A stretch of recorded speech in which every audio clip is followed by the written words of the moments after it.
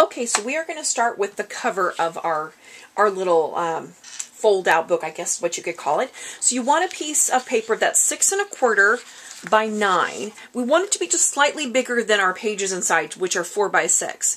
So you want to go ahead and you can use a score pal or a scoring blade and your trimmer or whatever, and you're going to score it. And if you have a pattern like I do where you've got words, now I guess this one has words going many ways, but you want the words to go across the 9 like this, because our cover is going to actually fold like so. So then what I'm going to do is I'm going to score in a 4 at the 4 1/4 mark from each edge. So I'm going to do that 4 1/4, and then I'm just going to flip it around, and I'm going to do it 4 1/4 again. And what that's what that's going to do is it's going to give me a 1/2 inch kind of a, well, I didn't do a very good job of scoring at all.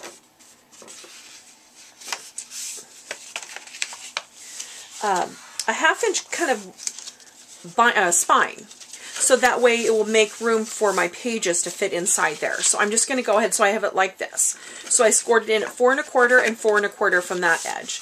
And then what I'm going to do next is I'm just going to take my corner rounder, and I'm just going to use my little 1/4 inch. I'm just going to slightly round all those outer corners, just like that. Just because if it's going to be more of a brag book, I'm afraid they're going to get kind of banged up a little bit. Now I could go through this and I could put some ink or whatever that I want on there, but this is what I've got so far. And so then what I did is I took all the rest of my pattern papers, and I love these because they're double-sided. Now you could do this with cardstock, because you could put a full 4 by 6 on this for a brag book, and you could just use really kind of any color paper that you wanted to, or I guess you could even adhere your pictures back to back if you want, if you really wanted to do something, really cost effective for this.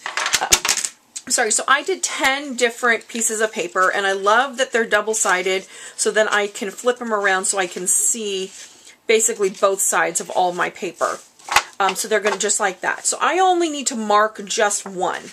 Now, the way this is going to work is these are actually going to open out like this. So what I want to do is I want to go through and make sure that if I have a pattern, that it's facing this way. Because what we're going to do is we're going to mark that bottom right-hand corner. So you just want to go through and check all your patterns, make sure you've got everything going the way that you want it to go. Same with pictures. If you're doing this with pictures already on there, you definitely want to make sure that you've got those, that you've got them all going the same way. So then what I'm going to do is I'm going to take my crocodile, and I'm going to punch, and I'm going to use the large hole punch of my crocodile, and I'm going to punch just right down there in the corner, about a 1/2 inch in, 1/2 inch over, something like that. And then I can just go through, and I can punch all of my layers all at the same time. And then what I'm going to do next is I'm going to take my covers, and I only need one page for this.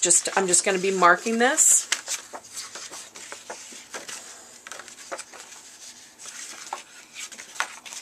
Wait a minute, what did I do here?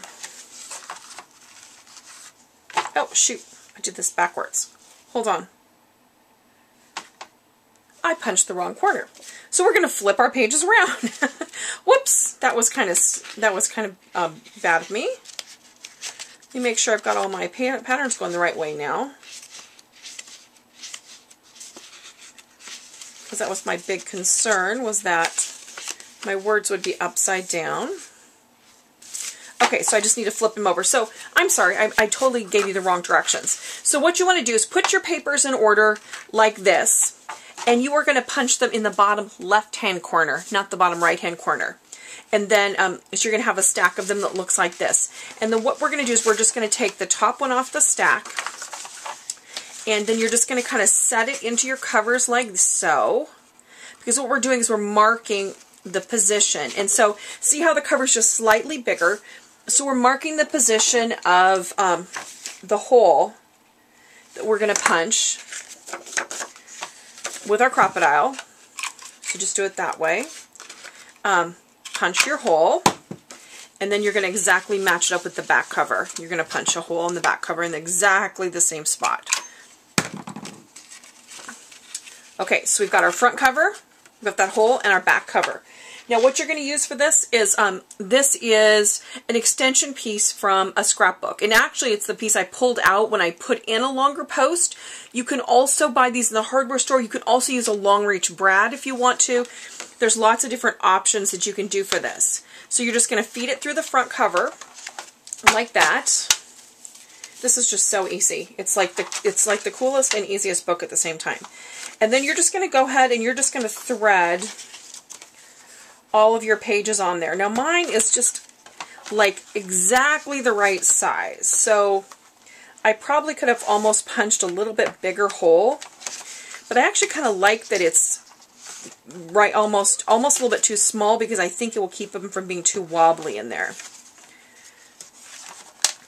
So there I have it. So I've got my pages all in there. Then I'm going to thread that back cover on there like this. And then, whoops, slippery little devils. Then I'm going to go ahead and I'm just going to screw that back piece on there. And this is like about a, I don't know, maybe about a 1/2 inch or a 1 inch post. Probably about a 1/2 inch, I'm guessing. Oh, it doesn't want to go on. Another thing that you could do too is you could also hook a book ring, one of those big binding rings on there. Okay, so there we have it. So we've got our pages all on there, like this. And then, isn't this cool? They just flip out like that. So we have all of these different patterns for this, our little Disney book, that we can put our pictures on, and you can put pictures on both sides, which is just something that I think is so cool, because you can really maximize what you've got on here for photos. So we're just going through here. You can just see all of the different patterns that we used as we go through our book. You go through and put your pages on there. So what I'm going to do next is I'm going to go through and I'm going to embellish my cover, and I'm going to embellish my pages a little bit with some pulls and stuff like that, so you can kind of, so it makes it just a little bit fancier, but that's the basis of our book. So we've got all of those 4x6 pieces. We basically punched a hole in them in the bottom left-hand corner, and then we just bound them into these covers. Now you could also go through and you could round the corners of your pages as well if you wanted to. Anyway, so I'm going to go ahead and finish up our book, and then I'll be back to show you what it looks like when it's all done. Okay, so we're all done with our book. So what this is the pages are going to fold out like this. So you can see I just decorated the cover with, I used my Mickey Mouse cartridge with the Cricut, and I cut out a label for the cover. And then I cut out a couple of little mouse ear pieces that I used sort of as reinforcements. They're just so, you know, to protect the hole right there where everything is punched through. And then I have these buttons. The paper and the buttons are all from Queen & Company. It's just a really cute line. And then I just tied some baker's twine through the buttons. Now on this button, this is actually on top of that silver post. I just thought it'd be really cute. I just adhered it right on top of the post. So if you do that, you want to make sure that you're not doing it on the one that you need to unscrew. You want to do it on the one that's the solid piece of the post. So our pages just furl out like this. You can just kind of see all of the different designs and everything like that we did I did on here. So I did some ribbon. I did some die cuts like that, so you can kind of see that. I made some tabs by cutting some of the leftover pattern paper and just folding them over, rounding the corner, and used some paper strips and things. I just did sort of all different kinds of things. The fun thing about this book is that you can put full-size 4x6 pictures on this, or you can cut your pictures down and do some smaller pictures. And then it's also really fun on the back. Now, one thing I want to caution you about is that if you are stapling through this, one of the things you want to make sure that you do if you're stapling is that you put a strip of paper on the other side to cover up those staples. Because of the movement of this book, what will happen is it will scratch your photographs. So that's just something. You should have plenty of paper left over. One of the little steps, too, it's in the directions, but you can't really see it here, is I actually punched out little 3/4 inch circles and used them as reinforcements on the holes on the pages themselves, too, so those wouldn't tear either. So this is our book for the week. It's just a really, like I said, really fun and fast project. I was thinking this would be a cute coach's book. You could do it, you know, like All-Stars, or even like a great one for Father's Day. Just kind of a different thing. It's not too... You can make it as girly, obviously, because I have ribbons all over as you want, or you can make it as funky as you want it to be. So anyway, this is our project for the week, and I will see you next week with a new project from Scrapyard Chicks.